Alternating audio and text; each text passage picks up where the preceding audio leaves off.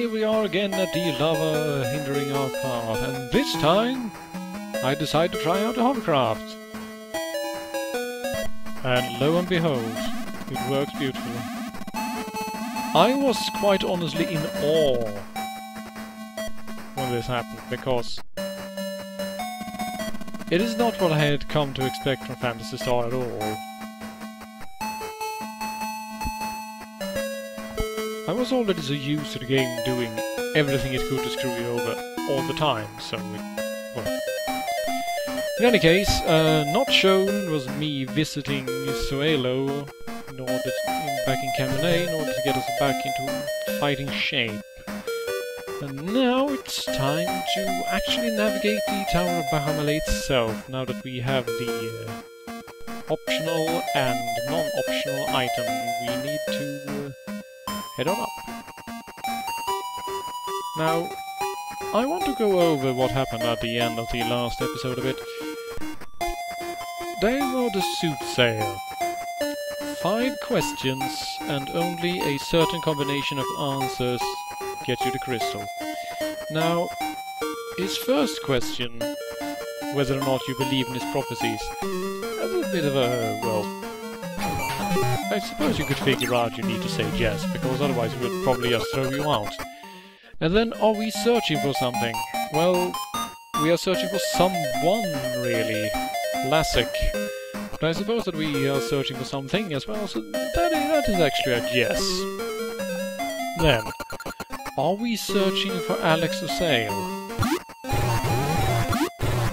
The ever-living hell is Alex O'Sale? I have no idea. He is not mentioned anywhere else in the game. So this makes me suspect that that is the name of the English translator working himself into the game. Now, naturally the correct answer to that question would be no, because we're not looking for Alex O'Sale. However, answering no means that you will not get the crystal. So on the third answer you have to lie and say yes again. Those are 3 yeses in a row. Now, the fourth question Damon asks you is whether or not all his statements up until that point have been correct. Now, seeing as you answered yes to all his statements, that would mean that yes, you agree that they are correct, but you're wrong. You need to answer no. Yes, you actually actively have to contradict yourself. You have to say yes 3 times and then deny that you answered yes to the last 3 statements. That makes absolutely no sense whatsoever. So, in any case, Damon naturally gets a bit pissed off, seeing as you seem to be pulling his leg. So, he puts you on the spot and asks whether you're pulling his leg. Now, if you answer yes, which should be which is the truth, since, well, you are literally contradicting yourself just in order to piss him off, more or less, you do not get the crystal. So again, you have to answer no, thus contradicting your last answer. Yes, you have to contradict yourself twice in 5 questions. And only then will he be happy enough to give you the crystal. Wonderful. So, what are the odds of guessing that the proper answers are yes, yes, yes, no, no?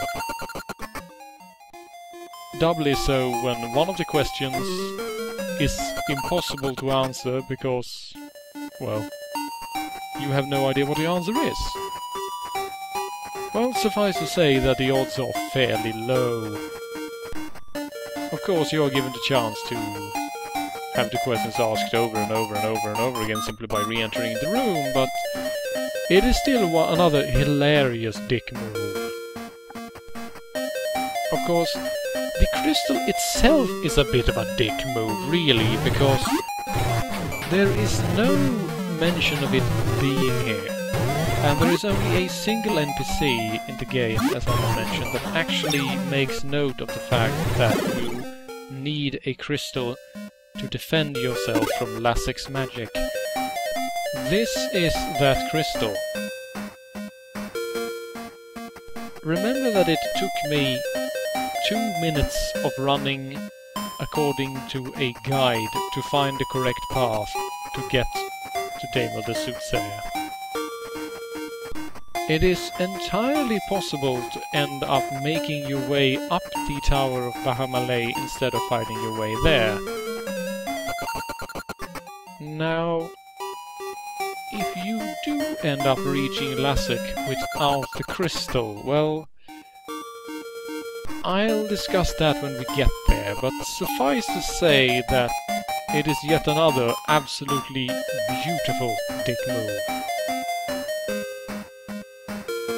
Right, now that I've spent 6 minutes explaining the hilarity that is Dame of the Soothsayer, let's turn our attention to the green dragon on the screen that I immediately ran away from, because I am doing everything I can to conserve both hit points and magic points right now, because you have to reach the top of the tower in good enough shape to be able to take on the final section and the final boss.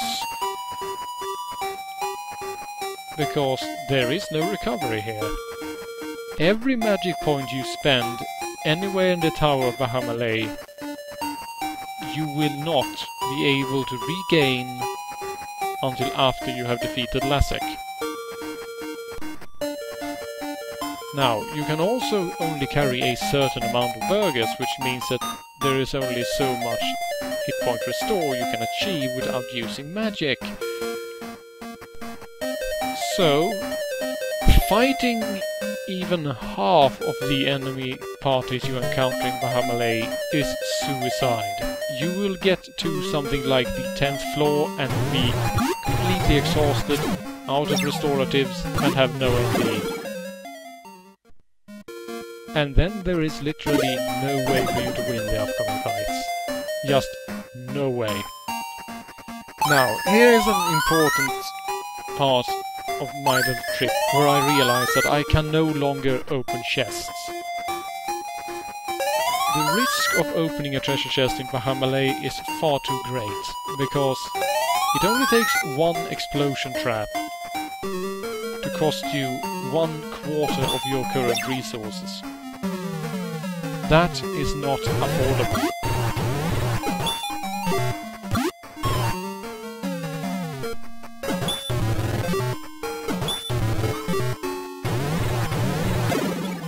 Centaurs and horsemen. Right, anyway. Magicians. Now, this particular magician had me worried. And I retreated straight into an Androcop, which had me more worried, because they have a tendency of hitting harder than you would expect from time to time. But in any case, as you may realize, playing through a dungeon of this size, knowing that every hit landed on you by the enemy is a permanent hit that you cannot heal up before you have defeated the final boss, is a pretty sobering experience. You have to conserve hit points, magic points, run from every other encounter if you can, and only attack enemies that seem to be weak enough to dispatch in a single turn. Now imagine playing through this dungeon without a guide. How many splits, breaks and multipath spirals do you think I have passed through already? Getting to the floor I am on now, it has taken me almost 10 minutes. Without a guide, it could easily have taken an hour or more. So, imagine an hour of this kind of encounter frequency, and you can only carry 10 health restorative items. Yeah. That math does not work out. This entire dungeon is a gigantic dick move.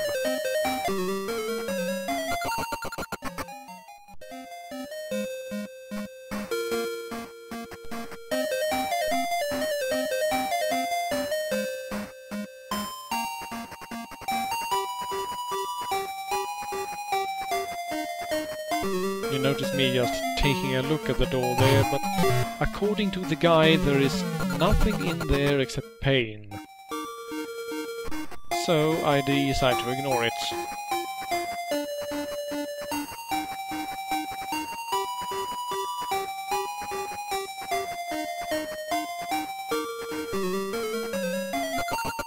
Endless amounts of reapers. Seriously, there are more reapers in Baya Malay than in the Mass Effect 3 trailer. I mean, what the hell?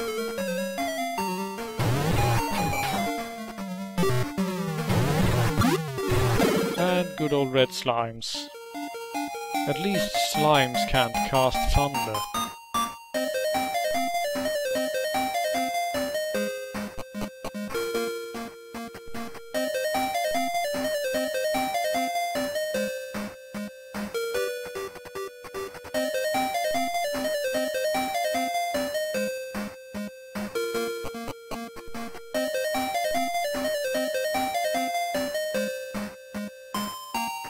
This little hesitation there at the beginning of each floor is me making sure that I am at the right step of the guide. Because, yes, that particular floor has that little nasty surprise that you just noticed. 3 steps in on that floor, you need to stop and cast trap, because there is a pit trap in the floor. Now, if you have not done the fairly optional dungeons in which you need to use trap in order to disarm pit traps, you will never have done so before. Now imagine spending 2 hours getting this far up in the town of Baya Malay, only to run into that pit trap in the middle of a hallway, and not having any bloody idea how you're supposed to get past it. That is a dick move squared. In any case, as luck would have it, you only drop down 1 floor, so you can get back up quite quickly. Now, watch me walk right back into the pit trap like a goddamn idiot. Why did I do this, you wonder? Well, because I am a trusting fool. You see, the guide was wrong. Again. It claimed that you can take 4 steps and then use the spell, but actually you can only take 3. This is what I get for trusting in authority, I suppose. In any case, the stairs for the 3rd time, turn the corner, stop, and have Meow cast trap. Of course, if you reach this far into the tower, and with Meow being out of MP, well, you're also shit out of luck. Time to use the flute, and then the fly spell to go all the way back to Cabernet, and then restart the tower, which I sincerely hope that you have been mapping on graph paper, because there is no way that you have memorized the path up here without being some sort of savant.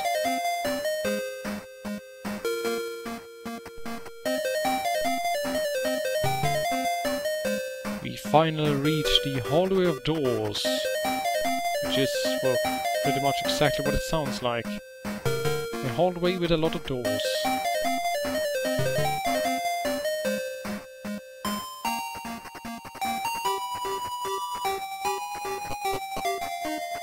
And we have finally reached the top of Baya Malay. We are rewarded with this beautiful and epic vista of the planet of Palma. Now, that took 14 minutes and 20 seconds at a dead run using a guide giving me the exact path to take, running from pretty much every battle. Holy shit.